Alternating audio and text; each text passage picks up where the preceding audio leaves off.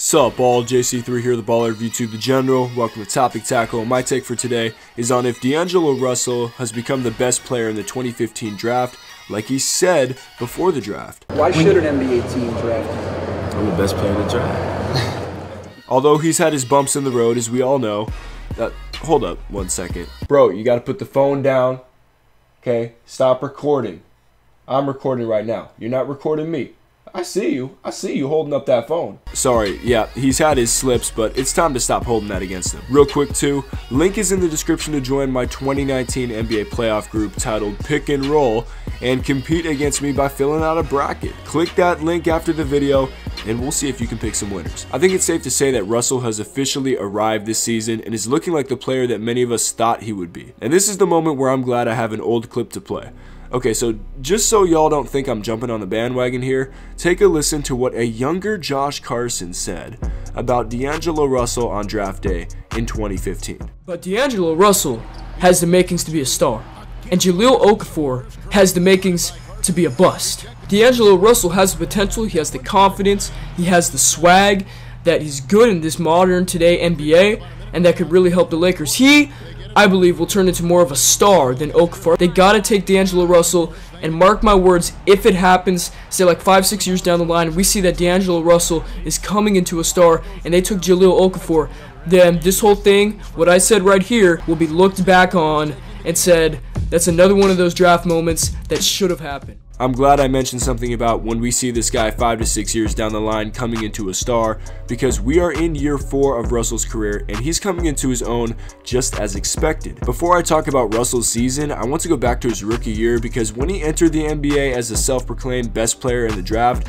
and didn't show that instantly, it didn't go over well with our microwave society. Many were quick to write him off, especially after the Swaggy P incident. With permanent damage between Russell and the Lakers being done, the trade to Brooklyn was the best thing to happen to him. He moved from an incredibly unstable environment with no identity to an organization with a passionate head coach and GM who assembled a team of hardworking cast-offs in a sense, but those with a clear identity in who they were. And Russell would be their leader should he choose to work. And he did. This season, DAngelo Russell averaged 21.1 points and 7 assists per game as he led the Nets to their first playoff berth since the 2014-15 season, the season before he was drafted. Russell became an all-star and the youngest player to net 500 three-pointers in a career. We can't forget the highlight of the year for Russell as well, as he led the Nets on a historic comeback, only achieved by 3 other teams in the shot clock era. March 19th, the Kings carried a 25-point lead into the fourth quarter at home against the Nets. Insert Russell, as he proceeded to score 27 of his 44 points in the fourth quarter,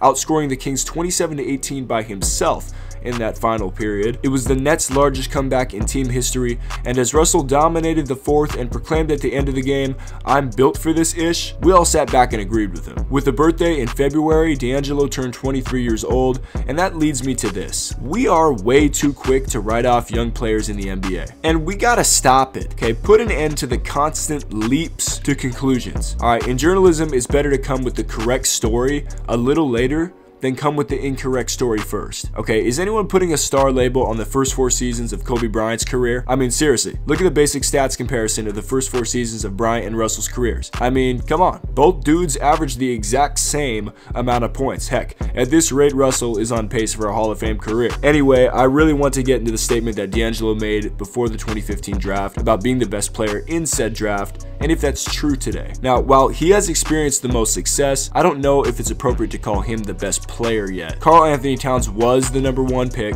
and his Timberwolves did sneak into the 8th seed last year, so that ties him in playoff appearances with Russell. Towns is a walking double-double for his career, and 3 out of 4 seasons he's averaged over 20 points per game. And don't forget that Devin Booker was the 13th pick to the Phoenix Suns in that draft as well. He's a walking 50-piece waiting to happen, and has posted more than 20 points in 3 out of 4 seasons as well. The only thing that stained his career so far is, well, he plays for the Suns, and that means he could drop 50 and they would still lose by 20. Oh, and yeah, Porzingis was also in the draft as well as the 4th overall pick, so we'll see if he can resurrect his career next season in Dallas. It's tough to say who the best is out of the 2015 NBA draft just 4 years in, but for DAngelo Russell, the once laughing stock of the NBA has become the main dude from this draft that is representing in the postseason. Big props and shout out Brooklyn Nets for getting the 6th seed. They have a tough job with the 76ers, but I think they can take at least 1 game. So let me know what you think in the comments down below. Who is the best player out of these 3? Karl-Anthony Towns, DAngelo Russell, and Devin Booker. Remember, subscribe, like, leave your feedback, comments down below. We'll be back with more Topic Tackle coming soon. JC3, out.